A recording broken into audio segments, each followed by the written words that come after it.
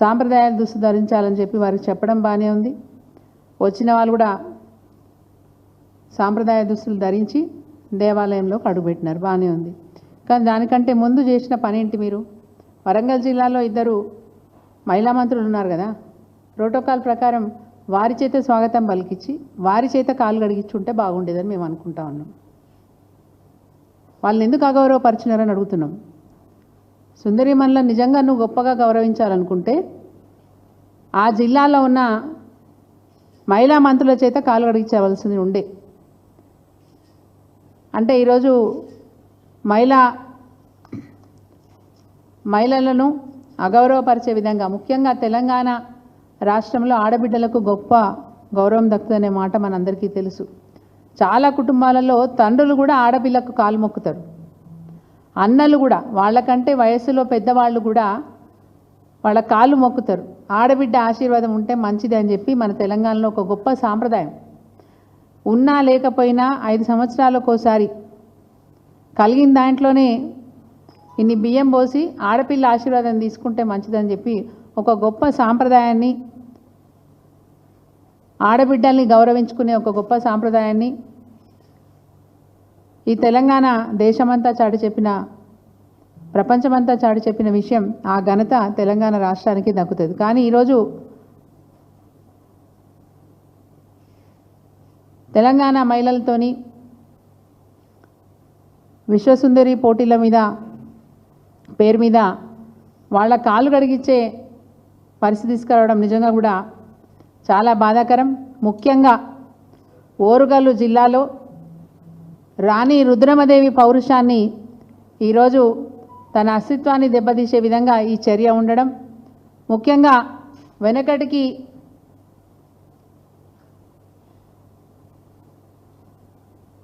అటవీ ప్రాంతంలో ఉన్న మహిళల్ని హింస పెడుతున్నప్పుడు ఆ మహిళల్ని కాపాడడం కోసం సమ్మక్క సారలమ్మలు బయలుదేరి అప్పటి రాజులను పోరాడి చీల్చి చెండాడి వీర వనితల్లాగా పేరు తెచ్చుకుని ప్రపంచమంతా కొలిసే విధంగా సారలమ్మ సమ్మక్కల ఈరోజు అక్కడ వేదికల్ని ఏర్పాటు చేసుకొని మనం కొలుస్తూ ఉంటాం. అంత గొప్ప సాంప్రదాయం ఆ గడ్డ మీద ఉంటే, అదే గడ్డ మీద అక్కడ పుట్టిన ఆడపిల్లలతోని కాలు కడిగించడం నిజంగా కూడా దురదృష్టకరమని మేము చెప్తాం. మరి తెలంగాణ ముఖ్యంగా ఓరుగల్లు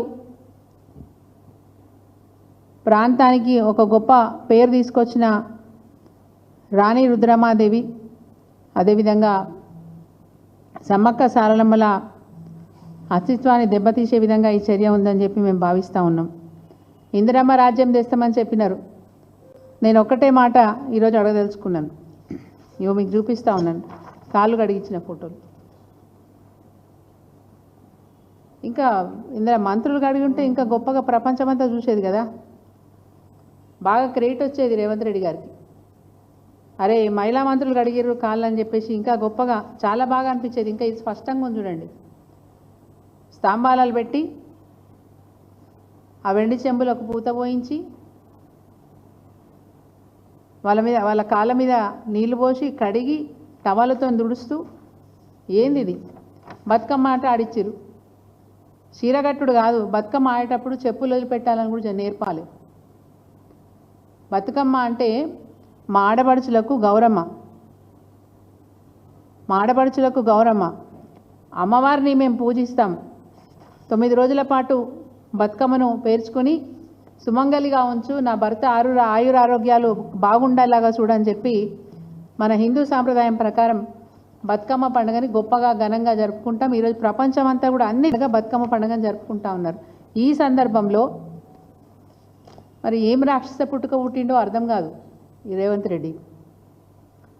నాకు ఒక ఏది పురాణ కథ యాదికొస్తుంది.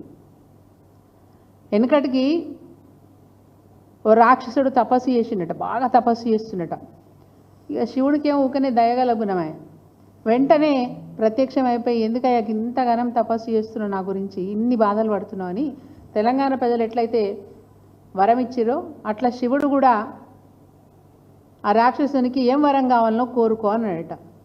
ఆ రాక్షసుడు ఏం కోరుకున్నాడు? నేను ఎవ్వరు చేయి మీద తలబెట్టినా వాళ్ళు భస్మం అయిపోవాలని కోరుకున్నాడు. వెంటనే శివుడు బోలాశంకరుడు కాబట్టి తెలంగాణ ప్రజల లెక్కనే ఆయన కూడా వెంటనే వరం ఇచ్చేసిండు. ఇప్పుడు ఈయనకి ఏమనిపించింది భస్మాసురునికి, నేను ఎవరి తల మీద పెట్టినా నా చేయి పెట్టినా వాళ్ళు భస్మం అయిపోతారంటే ముందు నీ తల మీద పెట్టి చూస్తానన్నాడట. ఇలా ఇక్కడ రేవంత్ రెడ్డి గారి పరిస్థితి కూడా గట్లే కనిపిస్తూ ఉంది. ప్రజలు ఆదరించి ఏదో గొప్పగా చేశాడు అనుకొని రేవంత్ రెడ్డి గారిని గెలిపించుకుంటే ఈరోజు ముఖ్యమంత్రి గారు నా పవర్ పనిచేస్తా లేదా చూస్తా అని మరి ఈరోజు ప్రజల నెత్తి మీదనే చేయబెట్టే ప్రయత్నం చేస్తూ ఉన్నాడు. ఈ రేవంత్ రెడ్డి గారి చర్యలు వీరి నిర్ణయాలు చూస్తూ ఉంటే భస్మాసుర కథ గుర్తురాక తప్పదు.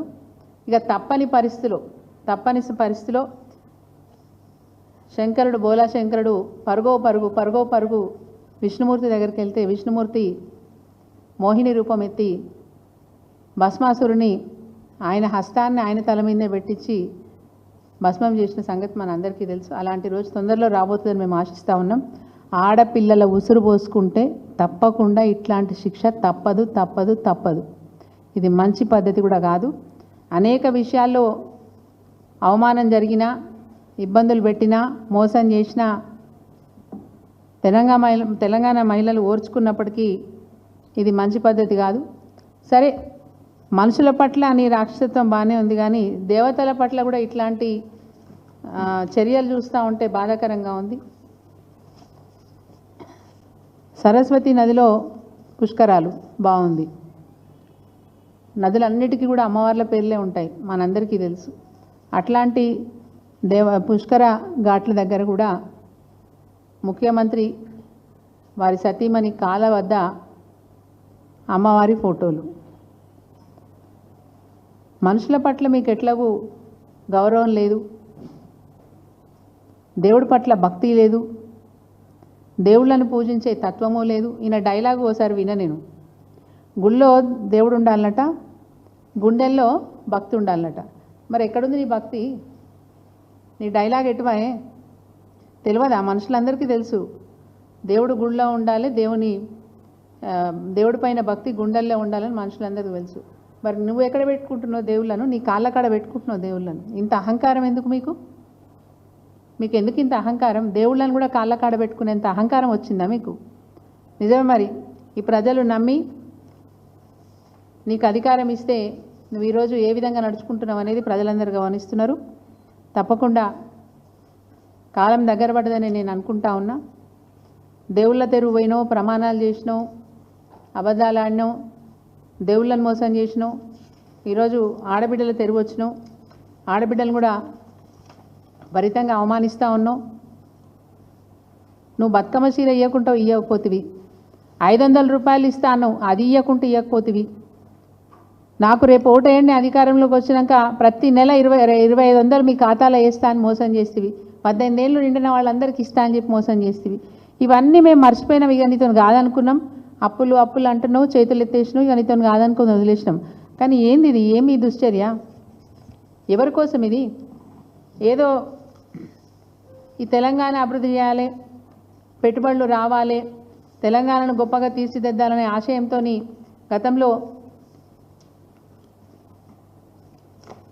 కేటీఆర్ గారు మాజీ మంత్రివర్యులు హైదరాబాద్లో ఈ ఫార్ములా రేస్ తీసుకొచ్చినారు. దానివల్ల 700 కోట్ల పెట్టుబడి రాబట్టగలిగినారు. దాన్ని కూడా అపసోపాలు చేసి వారిని అపహాస్యం చేసే పని చేసినారు. 40 కోట్లు ఖర్చు పెట్టినంత మాత్రాన వారి మీద ఎన్నో అబండాలు వేసినారు మీరు. ఆఖరికి ఈడీ కేసు దాకా కూడా తీసుకుపోయినారు. మరి ఈరోజు 200 కోట్లు ఖర్చు పెట్టి మరి విశ్వసుందరి పోటీలు హైదరాబాద్ని వేదికగా చేయడానికి గల కారణాలు ఏంటి? దీనివల్ల ఈ ప్రభుత్వానికి వచ్చే లాభం ఏంటి? ఈ రాష్ట్రానికి, ఈ రాష్ట్ర ప్రజలకు ఒరిగేదేంటి అని నేను అడుగుతున్నాను. ఏం ఒరగబెడదామని చెప్పి తీసుకొచ్చినారో అని అడుగుతున్నాను. ఈరోజు ఇంకో మాట కూడా మనం చర్చించుకోవాల్సిన అవసరం ఉంది. గతంలో ఇందిరమ్మను, ప్రధానమంత్రిగా ఉన్న ఇందిరాగాంధీ గారిని కర్ణాటకలోని